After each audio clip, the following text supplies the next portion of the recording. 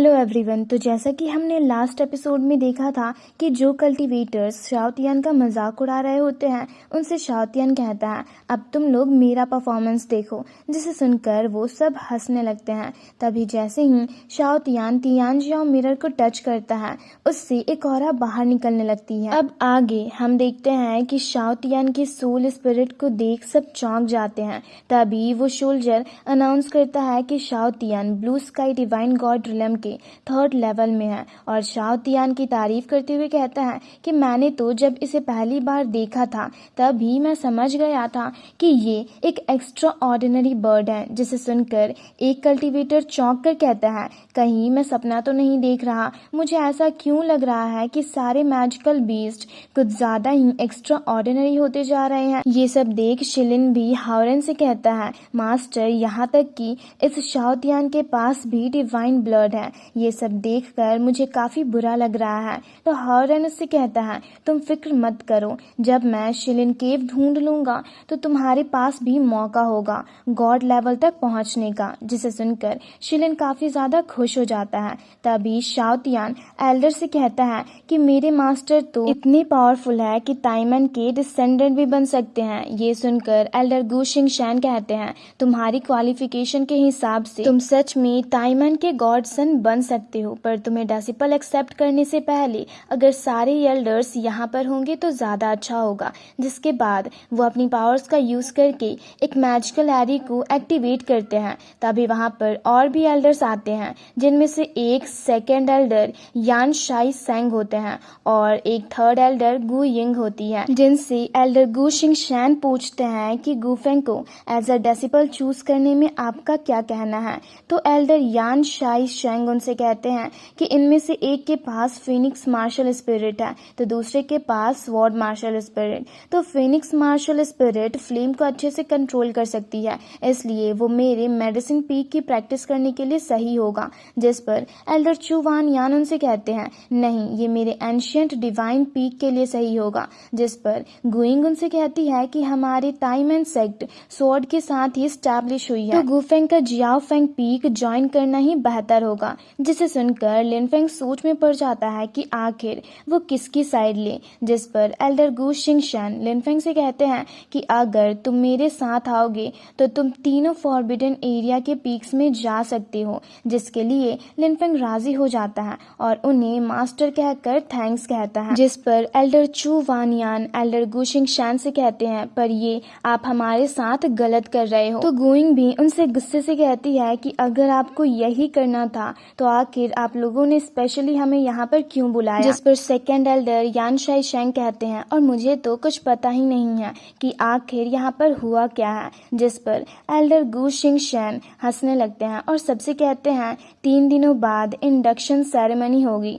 तब तक सब लोग सेलिब्रेट कर सकते हो। और ये कहकर वो लिनफेंग को अपने साथ लेकर वहां से चले जाते हैं। ये देख गुइंग और यान शाई शेंग दोनों ही हावरेन की ओर देखने लगते हैं। तो एल्डर चू वान यान उसे वहां से लेकर जाते हुए उन दोनों से कहते हैं कि तुम लोग मेरे होते हुए हावरेन को अपने टीम में ज्वाइन कराने की सोचना भी मत। वहीं दूसरी तरफ एल्डर गु शिंगशैन लिनफेंग को अपने साथ ले जाते हुए कहते हैं आज से शांतियान शुआन पीक ही तुम्हारा डोजो होगा और साथ ही वो उसके सोल की स्ट्रेंथ को इम्प्रूव करने के लिए एक मेडिसिन भी देते हैं और कहते हैं कि अगर तुम्हें और किसी चीज की जरूरत हो तो मुझे बताना। जिसे सुनकर लिनफेंग उन्हें थैंक्स कहता है और फिर उस मेडिसिन को देख मेंग के बारे में सोचते हुए कहता है एक बार मैं सक्सेस अचीव कर लूं उसके बाद मैं तुम्हारे पास जरूर आऊंगा। वहीं दूसरी तरफ हावरेन एल्डर चू वान यान के साथ जाते हुए उनसे कहता है कि मैं यहाँ पर आया था,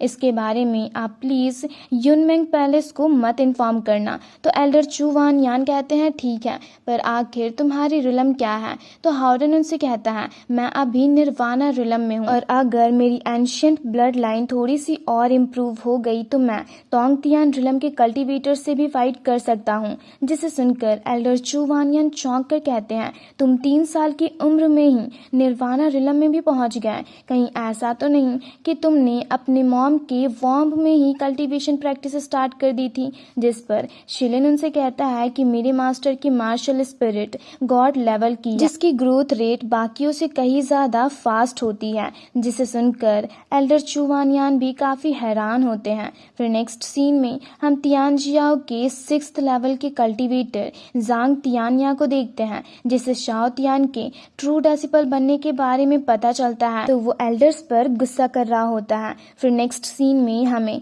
तियानजियाओ के 5th लेवल की कल्टीवेटर लियान लिंगर को दिखाया जाता है, जिससे हाओरेन के बारे में पता चलता है तो वो कहती है कि कल की इंडक्शन सेरेमनी तो और भी ज़्यादा मज़ेदार होने वाली है। वहीं दूसरी तरफ हम शाओ तियान को लिनफेंग के साथ एक मेंशन में कल्टीवेट करते हुए देखते हैं, जहां वो कल्टीवेट करते हुए अपनी मार्शल स्पिरिट को शो करता है, तो वहीं लिनफेंग भी कल्टीवेट करके अपनी आंखें खोलते हुए एक स्ट्रॉन्ग एनर्जी रिलीज करता है, जिसके बाद वो दोनों ही वहां से इंडक्शन सेरेमनी के लिए निकल जाते हैं। फिर नेक्स्ट सीन में हमें टाइमन सेक्ट के मेंशन का सीन दिखाया जाता है, जहां पर काफ़ी सारे डेसिबल्स पहले से ही मौजूद होते हैं और वहीं पर लिनफेंग भी हाओरेन के साथ आता है, जहां उन दोनों को आता देख सारे डेसिबल्स आपस में बातें करने लगते हैं। तभी पीछे से वहां पर एक और डेसिबल आता है जो लिनफेंग को देख कहता है, लगता है आज की इंडक्शन सेरेमनी काफ़ी ही ज़्यादा मज़ेदार होने वाली है,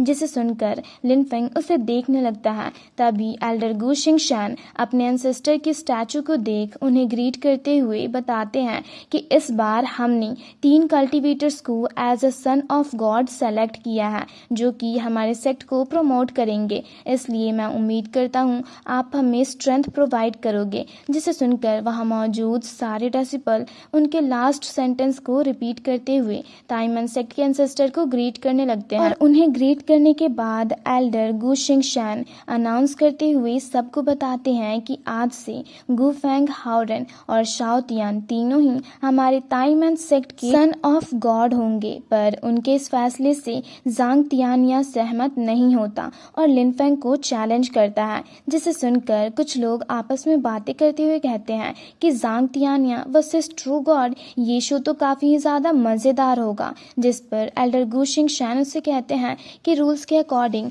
सेम लेवल के कल्टीवेटर एक दूसरे को चैलेंज कर सकते हैं, जिस पर जांग तियानिया उनसे कहता है कि हाओरेन तो अभी बहुत छोटा है, पर इस बर्ड और गु फेंग को मैं ज़रूर चैलेंज करना चाहूँगा। जिस पर शाओ तियान उससे कहता है, इसमें मेरे मास्टर की क्या ज़रूरत है, तुम्हारे लिए तो बस मैं ही काफ़ी हूँ। जिसे सुनकर जांग तियानिया का एक बंदा गुस्से से शाओ तियान को सबक सिखाने को कहता है। जिसके बाद हमें बैटल एरिना का सीन दिखाया जाता है, जहां जांग तियानिया अपनी पावर्स को शो करते हुए एक स्ट्रॉन्ग ऑरा रिलीज करने लगता है और शाओ तियान पर अटैक करने जाता है, पर शाओ तियान उसके हर एक अटैक से बच जाता है। ये देख जांग तियानिया उस पर फिर से काफ़ी पावरफुल अटैक करता है, पर शाओ तियान उसके अटैक को काफ़ी आसानी से ब्लॉक कर देता है, जिससे जांग तियानिया पीछे की ओर चला जाता है। तो शाओ तियान उससे कहता है, अपना टाइम वेस्ट मत करो और तुम जितने बड़े और पावरफुल मूव का यूज़ कर सकते हो करो।